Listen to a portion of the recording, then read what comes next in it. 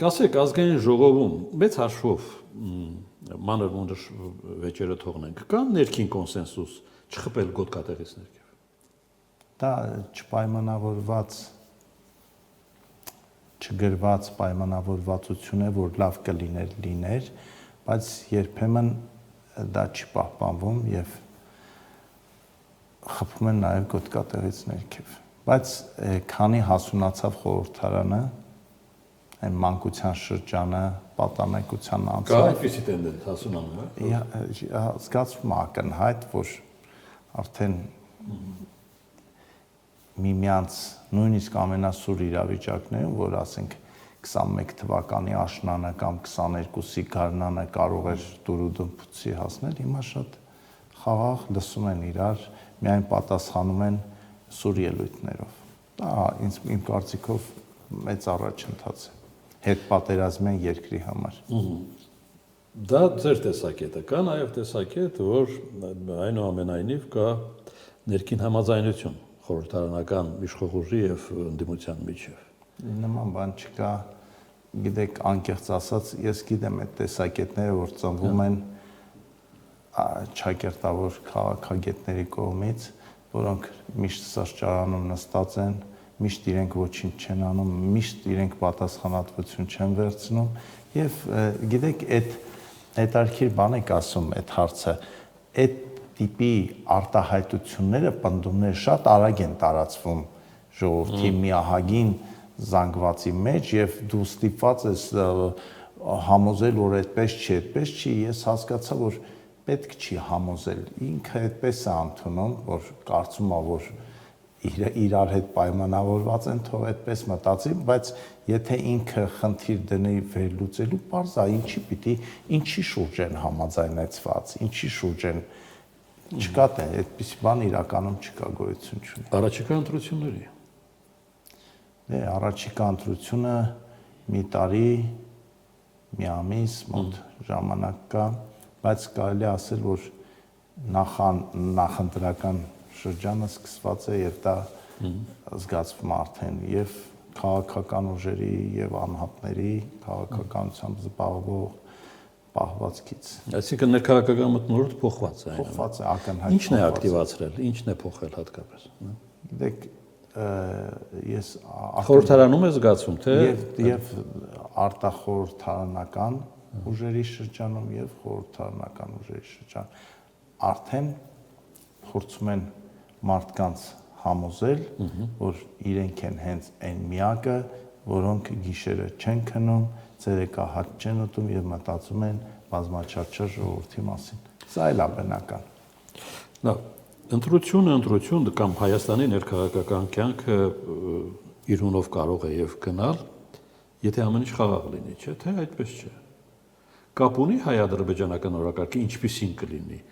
ինչպիսին է հիմա, ինչպիսին կլինի 1 տարի։ Միանշանակ, ինչպես հայ-ադրբեջանական,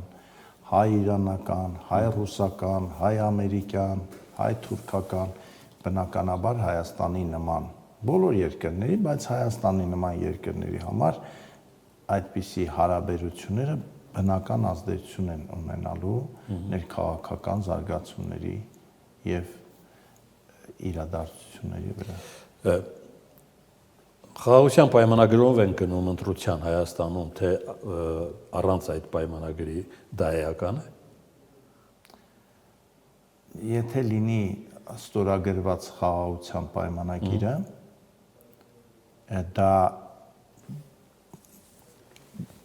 իշխող քաղաքական ուժի ձայները տոկոսային առումով բավական կբարձրացնի։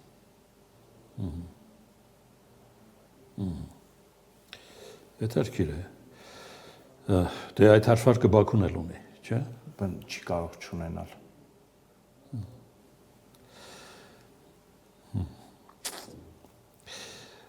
Ձեր հասցեին քաղաքական վերաբերմունքը փոխվել է, չգիտեմ ճիշտ եմ ձևակերպ, թե ոչ։ Ձեր գործողությունների հետևանք է դա, թե այլ մթնոլորտ է աշխատել։ Իրենք երկու գործոնն էլ աշխատում են։ Եվ իմ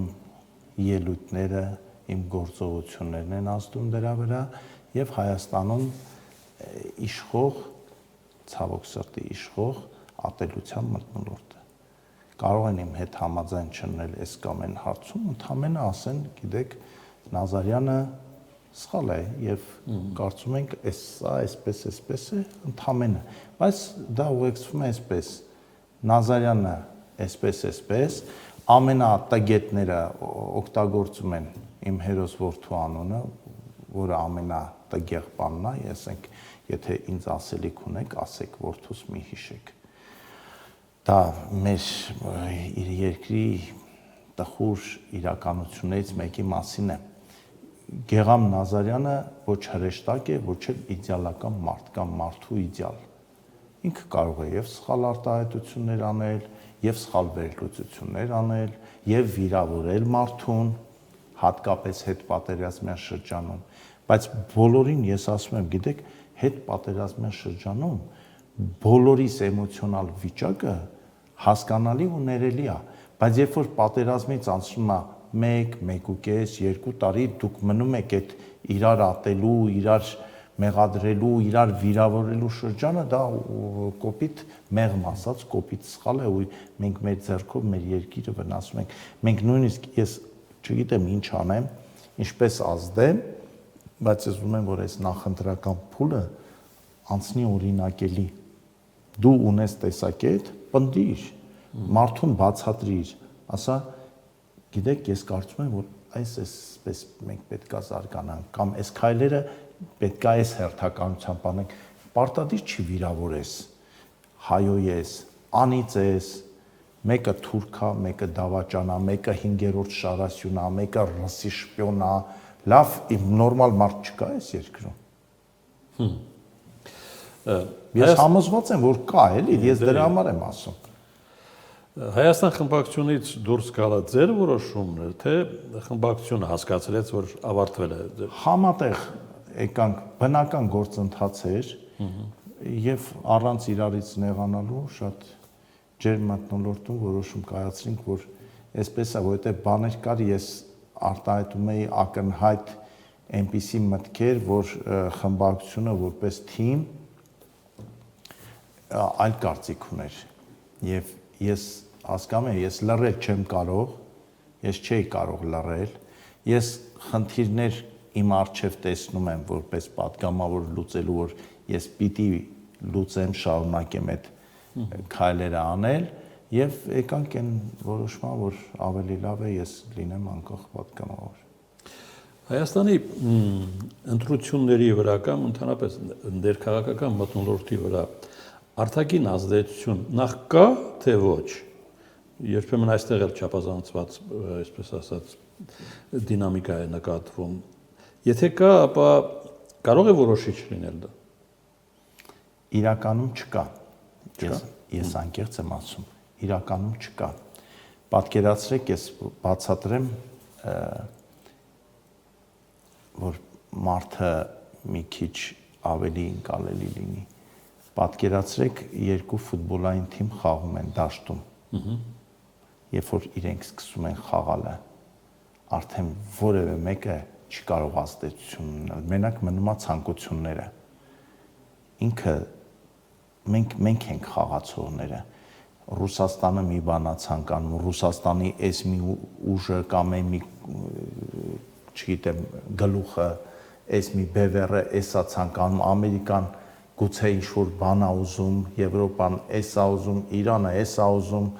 Թուրքիան ու Ադրբեջանը այլ բան են ուզում, մինչև հանդիպումը, ֆուտբոլային հանդիպումը փորձում են հուշել, օգնել, չգիտեմ, խորհուրդներ տալ, տեխնիկա, տակտիկական հրանգավորումներ տալ, բայց ի վերջո խաղում ենք մենք։ Եվ այստեղ արդեն որևէ մեկը չի ազդում։ Ուղղակի մեր մոտ, գիտեք, բան կա, այսպես մտածում են ժողովուրդը շատ օտարամոլ է ու ասենք ինչ որ մեկը որ ուզում է ժողովրդին ցույց տա որ գիտեք ես շատ ուժեղ ու հաղթելու շանս ունեցող եմ